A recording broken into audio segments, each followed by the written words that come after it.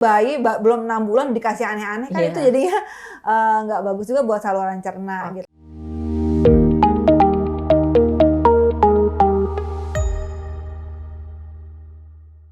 Halo Bunda, selamat datang di podcast Halo Bunda, persembahan spesial dari Generos, teman Bunda mendampingi tumbuh kembang si kecil.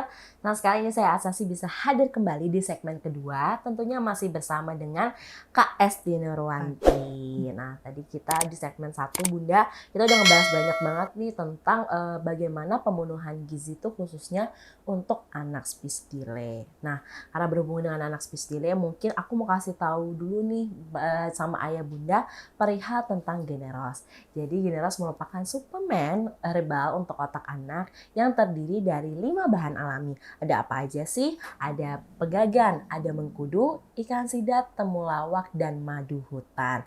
Nah, 5 bahan alami ini benar-benar diekstrak yang mempunyai fungsi utama diantaranya mampu memperlancar peredaran darah pada otak, menutrisi otak tentunya, dan membantu menstimulasi Bunda di perkembangan bahasa bicara si kecil. Nggak hanya perkembangan bahasa bicaranya atau khususnya untuk anak spistile. Generos itu juga bagus untuk meningkatkan daya tahan tubuh karena kita ada pegagan dan madu hutan nih yang punya fungsi untuk meningkatkan daya tahan tubuh tadi. Dan juga terakhir ada untuk meningkatkan nafsu makan yang dimana Generos ini mengandung temulawak. Dan untuk ayah bunda mau konsultasi ataupun mau kepo nih lebih lanjut tentang Generos, boleh kunjungi media sosial Generos di bawah ini. Oke Kak Esti, kita lanjut lagi ya. Kita ngebahas mungkin ayah bunda yang belum nonton segmen 1 kayaknya wajib banget ya nonton segmen 1 karena banyak banget tadi kita bahas tentang pemenuhan nutrisi ya Kak ya untuk anak yang spistile. Nah, kalau yang segmen ini kan kita akan ngebahas feeding rules. Mungkin ayah bunda nih banyak Kak yang belum tahu mungkin istilah feeding rules itu adakah istilah lainnya gitu kan atau mungkin banyak yang belum menerapkan nih dengan artian feeding rules itu. Iya, tentunya feeding rules itu ada suatu pedoman ya. Oke. Suatu pedoman yang bisa diikuti oleh anak nih. Jadi kalau makan tuh harus gimana sih? Ya kan, misalnya kalau makan itu porsinya itu harus seberapa. Jadi kita juga harus melihat juga misalnya anak itu kenyang apa enggak. Jadi kalau udah kenyang jangan dipaksain. Oh iya. Jadi kayak pengen makan biar nutrisinya terpenuhi ya, agak berlebihan jadinya. Kadang ada kaitannya juga dengan GTM atau gerakan tutup mulut ya. Jadi kalau anak dipaksain, pokoknya nih saya udah buat nih, mama udah buat nih, bunda-bunda udah buat makanan 1 piring gitu kan, terus nggak habis tuh kayaknya kan kita gimana gitu. Tapi mungkin kita harus memahami bahwa anak memiliki sinyal kenyang itu udah kita nggak bisa paksakan gitu karena dia udah merasa kenyang. Jadi porsinya pastikan sesuai memang dengan kebutuhan anak dan memang juga daya terima anak itu sendiri gitu. Kemudian feeding rule juga kita memastikan, jadi si anak itu kalau makan jangan sambil nonton atau nggak main HP. Sekarang kan banyak ya anak-anak itu yang main HP saat makan gitu. Jadi dia nggak bisa berkonsentrasi gitu. Kadang malah nggak habis makanannya. Kadang pernah saya melihat bahwa anak itu kan misalnya makan nasi, ada ayamnya, ada sayurnya. Jadi yang dia fokus hanya makan ayamnya aja. Nasinya sama sayurnya nggak dimakan gitu. Jadi tentunya dan nasinya pun maksudnya hanya mungkin 1 sendok aja. Iya biasanya ya. Iya gitu. Jadi akhirnya memang kebutuhan gizinya nggak terpenuhi. Jadi ibunya tadi udah ngitung misalnya kalorinya berapa, proteinnya berapa, tapi nggak dimakan semua sama anaknya. Makanya kita pastikan dia nggak terdistraksi dengan gadget ataupun nonton TV. Kemudian juga pastikan juga kan dengan adanya feeding rule, dengan adanya itu kita pastikan memang untuk melatih kemandirian anak juga. Jadi misalnya anak jadi bisa memilih nih makanan apa aja yang bagus, terus harus habis misalnya. Harus habis, terus jangan memilih jajanan yang nggak sehat, yang tinggi garam, tinggi gula. Jadi akhirnya anak bisa memilih gitu. Jadi kadang kalau misalnya anak ditempatkan di meja pun dia bisa memilih mana yang sehat gitu. Dan juga lebih mandiri tentunya, jadi nggak bergantung disuapin ibunya. Kadang ada yang makanya ada yang sampai berapa tahun tuh masih disuapin aja. Iya betul. Iya kan, jadi ada yang sampai 6 tahun gitu, pengennya masih disuapin. Mau masuk sekolah padahal ya. Iya, tentunya itu nggak bagus juga. Makanya feeding rule juga pasti penting juga untuk melatih dari kemandirian si anak itu sendiri gitu ya. Jadi memang intinya adalah sebenarnya juga kemandirian juga ya Kak ya, bagaimana si anak ini bisa ini makan ya kita latih gitu ya, Iya. dengan dia bisa menentukan pilihannya sendiri nih. Nah, tadi aku mau nanya lagi sih Kak perihal ketika mungkin dia bisa mengirimkan sinyal anak tuh udah kenyang gitu kan. Kadang mungkin orang tua kan nggak tahu nih porsi kenyangnya anak tuh seberapa sih. Karena kita mungkin kan memperhitungkan sendiri ya. Nah, ada nggak sih Kak tanda-tanda kira-kira oh ternyata anak ini sebenarnya udah kenyang gitu? Ya tentunya kalau anak sudah kenyang dia udah nggak mau makan lagi Oke. gitu kan. Jadi mau disuapin mau diapain nggak mau gitu kan. Tapi pastikan sebelum makan itu tidak konsumsi makanan yang manis. Karena takutnya kenyangnya itu gara-gara makan yang manis di awal. Oh gitu. Jadi dia udah merasa kenyang lebih cepat gitu. Jadi akhirnya nggak mau makan utama yang lain. Misalnya sebelum makan dia makan permen atau makan coklat atau apa. Akhirnya dia udah merasa kenyang dan nggak mau makan gitu. Jadi pastikan kita makan dulu. Makanya kalau kita ajak jalan-jalan itu makan dulu, makan nasi dan lauknya gitu. Sebelum kalau tempat jajan tuh pasti banyak yang aroma manis lah apa segala macam. Akhirnya nanti dia kenyang duluan, tapi sebenarnya tidak memenuhi kebutuhan gizinya karena kan nggak ada proteinnya, lemak, karbohidratnya dan sebagainya. Terutama karbohidrat kompleks lah ya. Dan juga vitamin dan mineral. Biasanya kan kalau di jajanan kan nggak ada vitamin mineral ya. Nah itu tadi.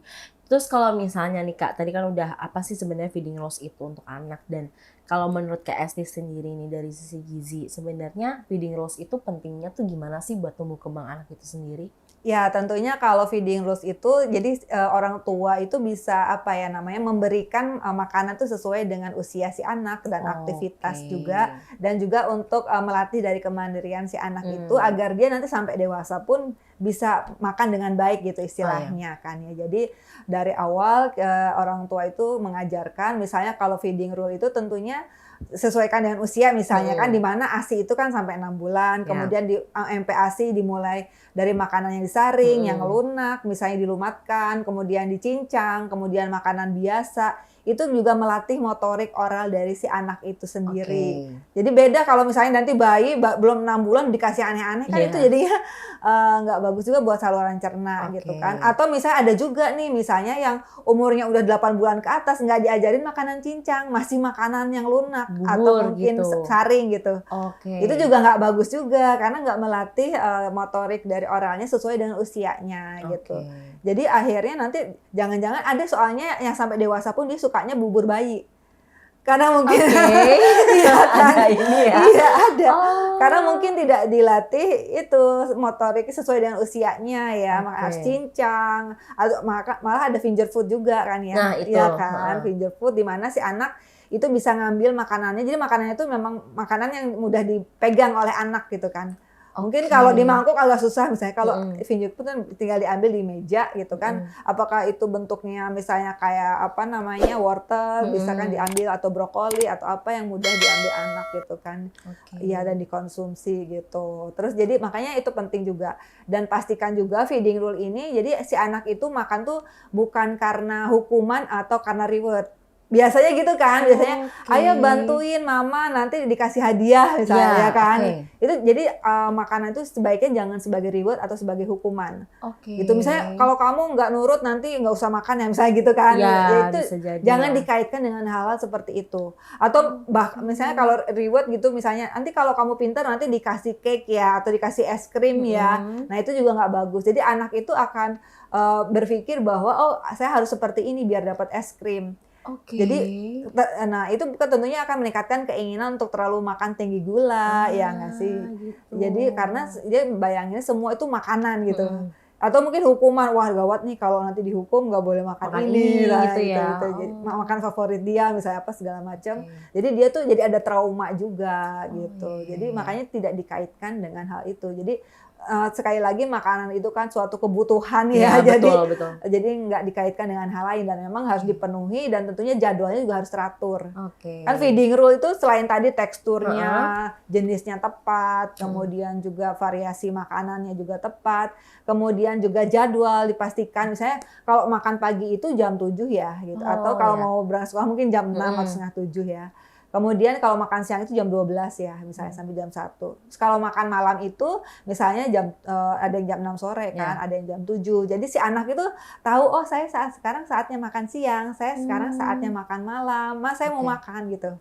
Jadi gitu kan, iya, jadi iya. melatih dari Kedisiplinan iya anak untuk disiplin makan anak sendiri ya. juga. Oke. Dan itu sampai dewasa penting kan? Iya betul. Karena banyak orang dewasa Iya, yang iya. akhirnya melewatkan makan, akhirnya gastritis atau sakit Oh, mah, ya kan? betul. Karena nggak Iya. dibiasakan dari kecil makan itu harus teratur. Oke. Nah, tapi kalau dia terbiasa, kalau misalnya dewasa, dia akan oh saya saatnya makan. Jadi nggak usah nunggu lapar gitu Ya istilahnya, betul. ya kan? Benar-benar. Nggak usah nunggu lapar, apalagi sampai sakit mah gitu. Mm. Karena udah terbiasa, oh harus saya bentar lagi makan nih, saya harus Ya. mempersiapkan makan gitu.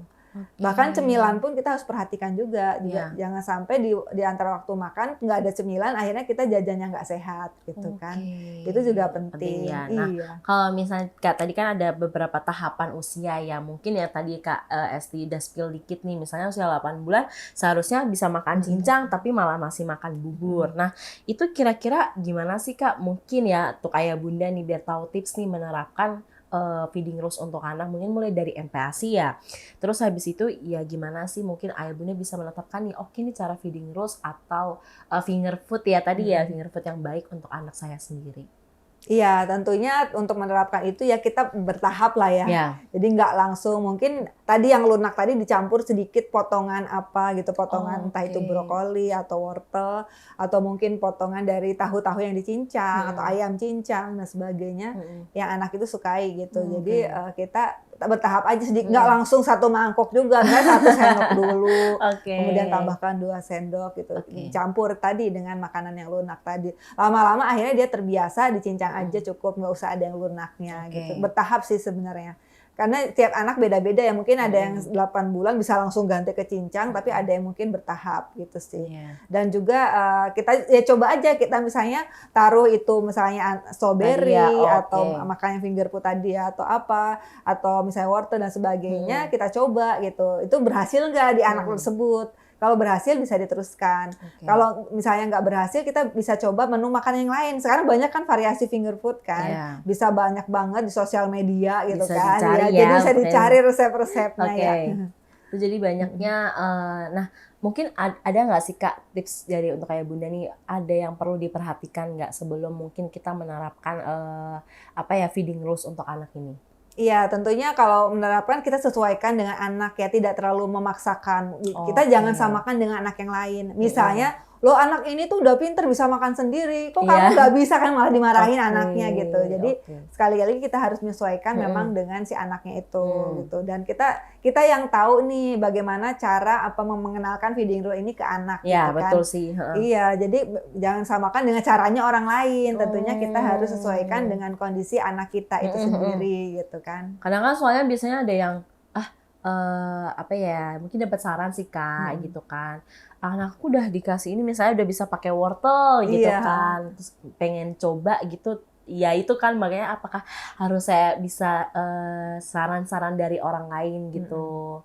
Apakah sarannya itu bisa memang bisa diterapkan ke anak kita atau kita mungkin harus pilah-pilah dulu? Iya, pilah-pilah dulu dong pastinya ya. Pastinya ya. Oke, itu kayak bunda nih siapa tahu punya pengalaman perihal anak feeding rules itu kayak mungkin susahnya gimana juga ada kali ya Kak ya. Susahnya bagaimana, terus habis itu perihal apa aja sih yang harus ayah bunda persiapkan sebelum memulai feeding rules pada anak. Coba yuk tolong dituliskan dan share di kolom komentar di bawah ya.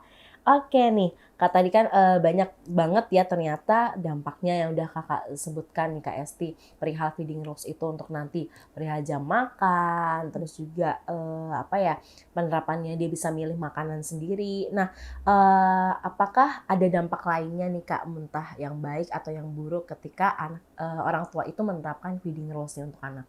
Ya, tentunya dampak baiknya untuk feeding rules, anak itu kan pertama makanannya sesuai dengan memang kebutuhannya dia ya kan. Karena kita tahu nih kapan harus memberikan tekstur yang tepat, misalnya tadi lunak, cincang, bahkan makanan biasa itu kapan kan. Jadi tentunya itu akan sesuai dengan maksudnya dari kebutuhan si anak itu, dan kemungkinan daya terima juga baik kan ya, dan sesuai dengan pencernaannya.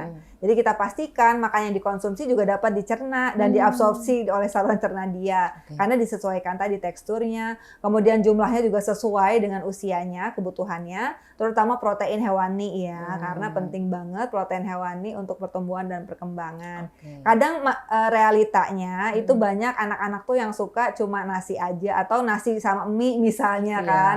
Sedangkan minus protein hewani. Jadi pastikan itu semua ada, protein nabati juga, sayur dan buah juga gitu kan. Makanya di feeding rule ini adalah bagaimana upaya kita membuat pedoman gitu agar semua itu terpenuhi. Oh, Iya kan. gitu. Jadi sehingga anak itu mengkonsumsi makanan yang bergizi dan seimbang. Oke. Jadi selain tadi dari jenisnya, kemudian jumlahnya, teksturnya, kemudian jadwal makan juga diperhatikan agar tadi optimal. Jadi untuk penyerapan di saluran cerna juga kan ya. Oke. Jadi dan juga untuk menghindari dari si anak itu sakit. Mungkin gara-gara telat makan Ya, kayak betul misalnya. ya. Iya, tentunya kelebihannya itu. Mungkin kalau kekurangannya mungkin itu tergantung sekali lagi untuk orang tuanya ya. Mungkin ada yang mungkin anaknya itu agak sulit untuk diatur misal istilahnya, tapi kalau yang mudah itu nggak masalah. Tapi kekurangannya mungkin tadi harus menyesuaikan dengan si anaknya itu sendiri gitu ya. Nah, gimana kalau misalnya nih Kak dari orang tua itu tidak menerapkan feeding rules atau anak itu tidak diperkenalkan dengan tadi finger food kayak gitu. Apakah ya ada dampak negatifnya nih kalau orang tua nggak melakukan hal itu? Ya, mungkin dampak negatifnya jadi anak cenderung konsumsi makanan yang tidak sehat ya. Karena tidak diajarkan jenis makan apa yang sehat sih.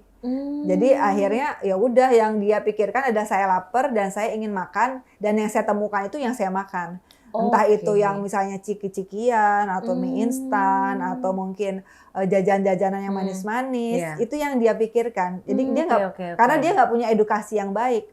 Gitu kan, karena nggak pernah diajarin misalnya itu sih. Jadi dia bisa memilih makanan yang lebih sehat kalau diajarkan. Tapi kalau enggak, tadi resikonya dia akan cenderung memilih makanan yang tidak sehat seperti yang tinggi gula, tinggi garam, dan tinggi lemak ya atau berminyak ya. Ya seperti itu sih resikonya. Dan tentunya nanti itu akan berkait dengan kesehatan si anaknya juga ya. Oh iya pasti. Mungkin akan meningkatkan resiko obesitas, diabetes. Betul. Dan sekarang itu stroke tuh 20 tahun udah ada yang stroke. Mungkin bisa jadi yang dari bayinya dia udah terpapar makanan yang nggak sehat ya kan, sehingga lebih cepat progresnya. Ya, jadi akhirnya dampak panjangnya itu Iya, ya dampak Kak, panjangnya. agak bahaya sekali sih 20 tahun udah ada stroke itu kayak, padahal kita mengetahui ya kalau stroke itu biasanya penyakit lanjut usia ya, ternyata bisa udah menyerang nih. Oke, nah tadi kan untuk feeding rules sebelumnya kita segmen 1 kan udah bahas tentang speech delay juga nih Kak, pemenuhan nutrisinya. Nah, apakah tekstur makanan itu juga akan berpengaruh nih Kak terhadap kelancaran bicara atau kemampuan bicara sekecil? Ya, mungkin kalau secara langsung mungkin ya nggak terlalu signifikan ya. Tapi maksudnya itu ada kaitannya juga dengan kemampuan oral motoriknya dari si anak itu. Jadi kalau dia udah belajar mengunyah, menelan gitu kan. Jadi itu kan akan melatih dari oralnya dia kan ya, di mulutnya dia. Jadi itu mungkin akan sedikit ada pengaruhnya gitu sih.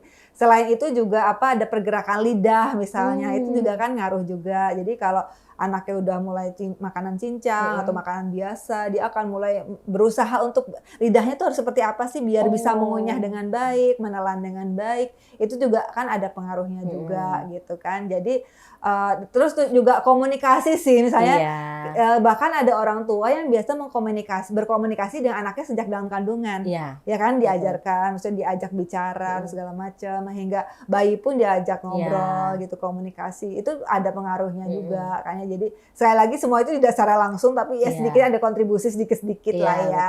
Iya itu. Jadi dan kadang tuh pengaruh juga nih di lingkungan keluarganya. Misalnya kalau si kakaknya atau adiknya tuh ngajak ngobrol itu, anak itu akan cenderung terpicu juga untuk lebih bicara dengan baik ya, terutama gitu. Itu juga ngaruh. Jadi selain dari misalnya faktor tadi tekstur dari makanan, juga dari dukungan dari keluarga sih ya untuk komunikasi gitu. Betul, intinya dari komunikasi dari keluarga itu sendiri sih Kak. Nah, kalau misalnya nih Kak ada khusus biasanya ya tekstur makanan gitu kan, ketika anak yang dia udah harusnya 1 tahun nih Kak, sudah bisa makan air serupa ya, berarti ya udah bisa makan sesuai dengan makanan keluarga nih. Nah, kalau misalnya tuh habis itu kan sakit gitu kan, dia nggak mood atau malah mengalami kemunduran nih Kak, jadi pengennya yang lembek-lembek aja ya tadi. Nah, itu kira-kira apa penyebabnya sih, ataukah ada penyebab atau anak sakit atau gimana? Ya tentunya kita harus berupaya anak itu nggak sakit ya. Iya. Terus makanya kita berupaya untuk bagaimana meningkatkan daya tahan tubuh si anak itu Mm-mm. gitu biar nggak sakit Oke. tentunya. Karena kalau udah sakit tentunya tadi jadi tergantung penyakitnya juga sih. Misalnya kalau Oke. penyakitnya mungkin demam atau apa, mungkin itu memang sakit dan makan lunak tapi nggak dalam waktu lama. Misalnya cuma Oke. 3 hari gitu Mm-mm. kan ya. Setelah itu makan biasa lagi. Jadi tergantung sakitnya apa gitu kan. Tapi Oke. kalau sakit yang parah lainnya itu beda kasus Iya ya. sih ya, bener harus Iya, diutamakan itu lagi ya. yang pasti kalau yang sakitnya seperti itu harus bagaimana caranya disembuhkan dulu. Kalau itu ke dokter aja biar disembuhkan terlebih dahulu, kemudian kita optimalkan dari segi makannya gitu. Oke, jadi nah kalau misalnya kan banyak nih Kak, ketika ya memang kan dari kasus saya Bunda nih mungkin belum banyak yang mengenalkan kayak orang motornya gitu, karena mungkin dari Kak Esti sendiri gimana sih supaya untuk ayah Bunda ini bisa paham untuk feeding rules dan sebenarnya bagus juga loh untuk melatih orang motornya ke anak itu sendiri. Iya, tentunya para bunda dimanapun berada, jadi Mm-mm. pastinya kita harus terus belajar sih ya. Iya, Iya, pastinya. Karena banyak juga bunda-bunda yang masih muda mungkin, iya. yang mungkin di bawah 20 tahun Nah, gitu kan. betul. Atau mungkin yang belum mendapatkan edukasi terkait bagaimana Oke. pemberian makan pada anak yang baik gitu. Jadi sekali lagi kita sesuaikan nih dengan apa untuk melatih oral motorik dari si anak tersebut. Kita Mm-mm. jadi berikan makan anak itu sesuai dengan usianya, terutama teksturnya tadi ya, Oke. teksturnya, jumlahnya, dan jenis gitu sih. Oke. Jadi kita optimalkan itu untuk agar tadi kebutuhan asupannya cukup sesuai Mm-mm. dengan usianya dan aktivitasnya, sehingga daya tahan tubuh meningkat, sehingga si anak itu Mm. lebih sehat Ya, dan bisa memaksimalkan pertumbuhan dan perkembangan dari tubuhnya itu sendiri, iya. pertumbuhan dan perkembangan, sehingga tadi tidak ada yang delay gitu kan. Ya, betul. Harapannya gitu kan. Jadi makanya itu harus sehat si Ya, anaknya gitu. intinya itu ya, Iya Kak. betul. Jadi harus tetap sehat nih ayah bunda. Nah, terakhir nih Kak, mungkin bagaimana sih kita bisa menerapkan nih feeding rules yang benar gitu kan, supaya ayah bunda ini nggak salah. Misalnya kayak tiba-tiba pengen lompat tadi kan, lompat tiba-tiba anaknya harusnya mungkin bisa cincang terus lompat. Udah anak gue bisa makan biasa aja gitu. Ya, tentunya kita harus menyadari ya bahwa anak itu maksudnya masih kecil gitu Hmm, kan. Jadi bukan yang seperti kita. Kita juga dulu bertahap kan, maksudnya iya. enggak langsung. Jadi jadi usia pun kan maksudnya ada tahapannya juga. Jadi kita Mm-mm. semua itu harus disesuaikan dengan usia.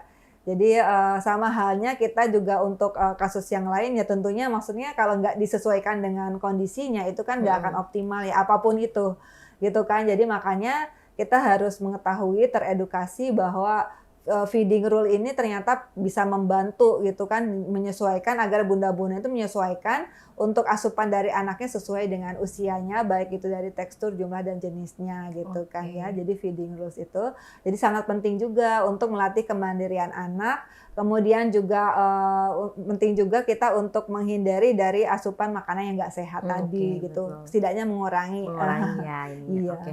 Nah, terakhir nih, Kak, untuk anak speech delay sendiri, kira-kira apakah ada jenis makanan nggak sih yang bisa melatih untuk oral motornya anak itu sendiri? Iya, untuk melatih itu tentunya kita harus sesuaikan dengan tadi ya teksturnya. Misalnya Oke. kalau udah sesuai dengan usianya, tentunya teksturnya itu kita latih bertahap ya, secara Mm-mm. bertahap. Misalnya dari tadi lunak, saring dan saring, lunak, kemudian cincang, kemudian makanan biasa. Oke. Kita pokoknya latih dan kalau misalnya kadang yang jadi tantangan itu anaknya nggak mau makan kan ya, Ya, ya itu dia. betul. Akhirnya atau TTM. makannya diemut. Nah, itu Iya biasanya itu sih keseringan. dia, makanya. Jadi Oke. gimana caranya? Makanya tadi mungkin anaknya itu sambil nonton TV atau main gadget gitu sih Iya, yang tantangannya ibu bunda-bunda hari ini ya. iya betul Karena sih. banyak anak tuh yang kalau nggak megang gadget semenit aja dia tuh kayak Mm. nyari sesuatu gitu kan. Iya. Iya, jadi ada yang kurang gitu. Makanya itu juga akan berpengaruh jadi mendistraksi dari si anak lagi makan kan. Oke. Jadi sebenarnya kita udah ngasih tekstur yang sesuai Iya, dengan usianya, betul. tapi anaknya nggak konsen gitu kan. Mm-mm. Jadi itu juga akan mengurangi kemampuan dia untuk apa ya namanya Mengunyah. melatih motorik oralnya gitu. Ya, jadi Oke. itu akan berpengaruh karena biasanya diemut soalnya. Iya, Jadi nggak mau ngunyah kan ya. betul. Akhirnya dia nyari yang apa makanan-makanan yang cuma tinggal minum atau yang praktis-praktis Oke. gitu akhirnya. Jadi ataupun mencari makanan yang nggak sehat. Mm-mm. Misalnya, apalagi tadi misalnya pas lihat di gadget itu ada iklan ciki-cikian atau Mm-mm. jajanan-jajanan yang Mm-mm. mana akhirnya dia pengennya itu. Aku nggak mau makan, Oh, pengennya jajan ini oke. gitu kan. Jadi pastikan untuk tadi tidak terdistraksi oleh gadget. Gitu. Oke, ya jadi itu penting banget ya ayah bunda ya, karena banyak banget nih mungkin ayah bunda yang lagi nonton itu ngasih makan anak tuh biasanya ngajak jalan-jalan gitu kan, atau malah yang agak bahayanya itu saat lagi sambil nonton TV, nah anaknya jadi malah nggak fokus, malah tadi kita yang nggak tahu porsi makan anaknya. Apakah itu jadi kenyangnya kenyang palsu gitu loh Kak, gitu kan, kenyang palsu padahal ya udah sebenarnya anaknya mungkin masih lapar tapi karena terdistraksi jadinya malah udah berhenti gitu kan makannya. Iya, betul. Oke, itu ayah bunda. Oke, kita udah sampai di penghujung segmen kedua nih Kak Esti. Mungkin ayah bunda jadi juga punya pengalaman atau mau sharing-sharing perihal tadi susahnya anak itu makan gitu kan, ya mungkin bisa tanya-tanya di kolom komentar, dan jadi nanti biar disampaikan nih sama Kak Esti apakah kira-kira untuk kasus kayak gini nih penanganannya seperti apa, jadi boleh langsung aja tulis di kolom komentar ya. Nah tadi sudah disampaikan juga bahwa feeding rules itu penting ya, pertama untuk kedisiplinan anak itu sendiri dari jadwal makan ya Kak ya, di jadwal makan, terus juga feeding rules itu juga penting buat anak itu supaya tahu dia bisa memilih makanan mana yang sehat untuk dirinya dan mana yang tidak. Oke, itu dia ya ayah bunda ya. Sekali lagi terima kasih banyak Kak Esti ya, kita sudah sharing-sharing banyak nih untuk ayah bunda. Semoga nih bermanfaat. Iya, tentunya semoga bermanfaat. Gak hanya ditonton aja ya Kak Esti, tapi juga bisa diterapkan untuk ayah bunda di rumah ataupun dimanapun berada.